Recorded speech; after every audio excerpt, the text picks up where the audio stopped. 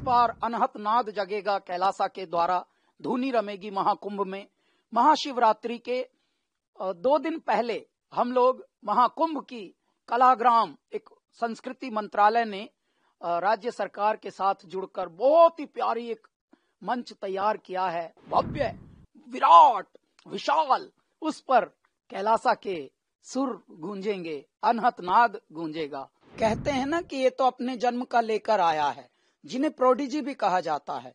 अब जैसे मैं उदाहरण के लिए देता हूं कि अब पहले राजनीति में बहुत सारे लोग पहले भी रहे हैं, पहले भी आई हैं ऐसी क्रांतिकारी बदलाव, लेकिन जो अब आ रहे हैं, जिस तरह से अब हो रहा है, जहां पर संस्कृति भी, हमारी आध्यात्मिक धरोहरों को भी, हमारे भारत की परंपराओं को भी, हमारे भारत के विकास को भी, विकसित भारत की परिकल्पना को मूर्त रूप करना भी अब जैसे कर रहे हैं अब सत्ताधारी लोग, पहले भी करते थे, लेकिन अब के जो कर रहे हैं वो तैयार होकर आए हैं। उनकी ट्रेनिंग जो है परमात्मा ने ऑलरेडी कर दी है। अपने अपने क्षेत्र में जिन जिनको मेरे ईश्वर ने चुना है, उनको चुना ही इसलिए है कि जैसे ही कॉल आए मेरे दाता की, जैसे ही परमात्मा अचानक आपको जिम्मा सौंपे, ये उत्तरदायित्व अब आया, अब आपको कुंभ के लिए गाना है, अब आपको भगवान राम के प्राण प्रतिष्ठा मंदिर की हो रही है उसके लिए गाना है, अब आपको फला प्रयोजन के लिए गाना है। बस आप अपने व्यस्ततम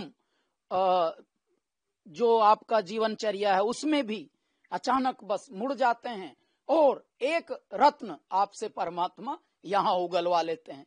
एक और रत्न अब उगलवा लिया गया है महाकुंभ संगम नाम से, जिसकी चारों ओर चर्चा भी चल रही है और चारों ओर से बड़ों का आशीर्वाद मिल रहा है, छोटों का प्यार मिल रहा है। और क्योंकि ये बड़ा ऐतिहासिक उत्सव है, ये सनातन का एक ऐसा ऐतिहासिक उत्सव है जो आज की संतति के लिए फर्स्ट एंड लास्ट उत्सव है। 144 वर्ष के बाद जो प्लैनेटरी पोजीशंस हुई हैं, जो जिस तरह से ग्रहों की जो स्थिति बनी है, उस ग्रहों की स्थिति से जो ऊर्जा का संवर्धन और पोषण हो रहा है, ये इस वाले महाकुंभ को जो भी दर्शन लेगा, जो भी इस महाकुंभ का साक्षी दृष्टा बनेगा, वो ये वाला लक्ष्य उसके लिए प्रथम और अंतिम ये होगा। क्योंकि 144 वर्ष का तो कोई जीता नहीं भौतिक संसार में, तो इसलिए ये बहुत ही विशेष, बहुत ही महत्वपूर्ण और बहुत ही अद्वितीय, अविस्मरणीय और अप्रतिम, अलौकिक एक जनमानस के लिए, एक सामान्य आत्मा के लिए होने वाला है। ऐसे में यदि आपके कैलाश खेर को चुना कि चलो ये एक स्तुति गीत गाना है महाकुंभ के लिए, जो पूर्ण महाकुंभ आया है 144 वर्ष के बाद, और पुनः 144 वर्ष के बाद ये वाली स्थिति पर हमारे ग्रह, हमारा चंद्रमा, हमारे सूर्य और हमारे जो राशियों का अदल बदल, जिस राशि में वो प्रवेश करते हैं, जिस ग्रह से किस तरह से उनकी चाल चली जाती है पूरे ग्रहों की, तो ये वाली स्थिति जो है वो 144 वर्ष के बाद फिर पुनः आएगी।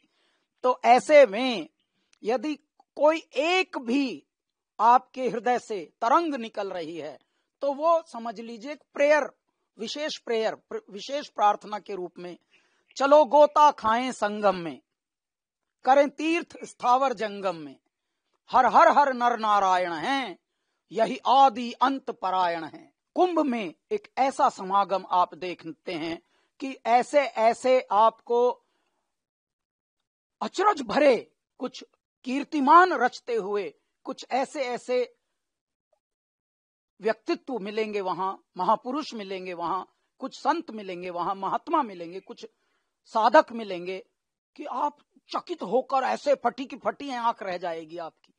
यह संभव है इस धरा पर जिसका नाम है भारत। ऐ मेरे भारतवासियों, ये संगठित होने का, ये एक होने का, ये संवेदनशील होने का, ये अपने अंदर मूल्यों को पिरोने का एक त्योहार है जो बड़े प्रारब्ध से, बड़े पुण्यों से मिल रहा है। तो सभी भारतीयों को, सभी भारत को प्यार करने वालों को, पूरे विश्ववासियों को मैं महाकुंभ की अनंत शुभकामनाएं देता हूं। यह एक महा उत्सव है, हमारे जीवन का एक उत्सव है। बहुत सारी गांठें हमारे जीवन में, देखिए समझदारी भी कहीं ना कहीं हमें अतिरेक की तरफ ले जाती है, और उससे भी कहीं ना कहीं हमें कष्ट होता है। क्यों? क्योंकि इंटेलिजेंस हम ही को लॉजिक्स और तर्कों में घुमा देती है। मैं कहता हूं, बैठ के समाधि में, एकांत में, एकत्व में, बस परमात्मा को साइलेंस की तरफ चले जाएं, कुछ निर्विचार हो जाएं, कुछ पूछें ना, सब कुछ बताया हुआ है मेरे दाता ने, कुछ भी बात ना करें। बात हो रही है, इतनी बातें हो रही हैं, फिर भी बात बन नहीं रही, तो निर्विचार होकर, बिन बात होकर, बस परमात्मा में लीन होकर अपनी ओर चलें, अंतर्मुखी हो जाएं, साइलेंस में बैठ जाएं।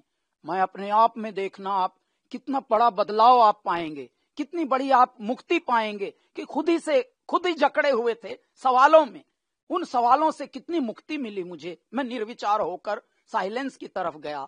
तो ये एक चेतना का समय है। इस अवचेतना को, अपनी को थोड़ा सा आप निहार सकते हैं, निर्विचार होकर, निशब्द होकर, शांत होकर परमात्मा के निकट जा सकते हैं, एकाकार में आ सकते हैं।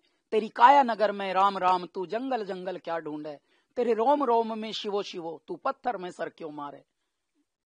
तो इस वक्त ये जो पुण्य घड़ी आई है, ये जो पुण्य अवसर आया, पुण्य बेला आई है महाकुंभ की, हर लाभार्थी को जा जाकर पुरुषार्थ करना चाहिए, परमार्थ करना चाहिए। जिससे जो हो सके वो सेवा करे, सेवा अपनी भी करे, स्वयं चले, पैदल चले, परिश्रम करे। तीर्थ जो होते हैं वो सुविधाओं के लिए नहीं होते, तीर्थ होते ही ये हैं कि ईश्वर देखते हैं कि मैंने तुझे चुना है, इसीलिए चुनौती दी है, आ तू मुझे मेरे दर्शन पाने आता है, आना चाहता है, आ देखता हूं तो आ भी पाएगा कि नहीं। तो श्रद्धा यदि होगी तो अचानक आपके पैरों में इतनी शक्ति आ जाएगी कि आप किलोमीटर्स कितने चल जाएंगे पता भी नहीं लगता, ऐसा हो जाता है। तो आइए कुंभ में, और कुंभ का दृष्टा बनिए, कुंभ के लाभार्थी बनिए, और परमात्मा को नमन करके, अपने माता पिता, अपने पूर्वजों, अपने पितरों को प्रणाम करके इस पूरे अलौकिक दिव्य भव्य महोत्सव का आनंद भी लीजिए, और अपना पुण्य भी कमाइए। और जितना हो सके, यदि आप सक्षम हैं तो भंडारे कीजिए, दान दीजिए, अनुष्ठान कीजिए, स्नान कीजिए।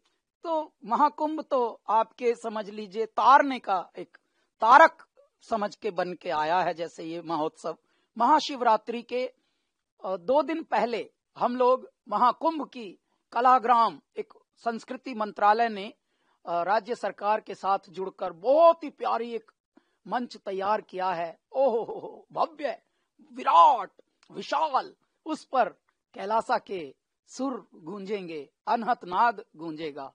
तो ऐ मेरे भारतीयों, ऐ मेरे संगीत के चाहकों, ऐ मेरे कैलासा के चाहकों, महाकुंभ संगम तो आप आनंद ले ही रहे हैं, ट्रेंडिंग पे चल रहा है इंस्टाग्राम पे भी और सारे सोशल पेजेस पर। और जितने भी हमारे महाकुंभ के 2 इस वक्त स्तुति गीत हमने गाए हैं, दोनों आप लोगों के हृदय पटल पर छाए हुए हैं। परंतु Kailash Kher and Kailasa live in concert होने वाला है, तो 23 फरवरी तिथि है उसकी, महाशिवरात्रि के 2 दिन पहले। और जो हमारा संस्कृति के जो कार्यक्रम चालू हैं, वहां पर चल रहे हैं, उनकी almost closing, second day of closing, second last जो परफॉर्मेंस है वो कैलासा की होगी। तो जितने भी लोग प्रयागराज तीर्थराज में हैं उस वक्त आए और कैलासा के सुरों का आनंद लें, और इस सुरों का भी स्नान करें। क्यों? क्योंकि जो सुरों का सरिता है वो उससे आत्मा स्नान करती है, उससे रोम रोम क्यों एकदम द्रवित हो जाता है। क्यों? क्योंकि सुरों में परमात्मा होता है। तो इसलिए आइए आप लाइव सजीव जो प्रस्तुति होगी उसका भी आनंद लीजिए। और इससे पहले भी हम लोग 1-2 बार जाएंगे, लेकिन वो तिथि अभी तय नहीं हुई है, वो अखाड़ों के लिए जाएंगे। कुछ हम बहुत बड़े बड़े हमारे संतों के अखाड़े हैं, उनके लिए जाएंगे। तो कैलासा की 2-3 बार इस बार प्रवेशिका है, वहां पर, और इस तरह से हमारा पूरा प्रयोजन बना हुआ है।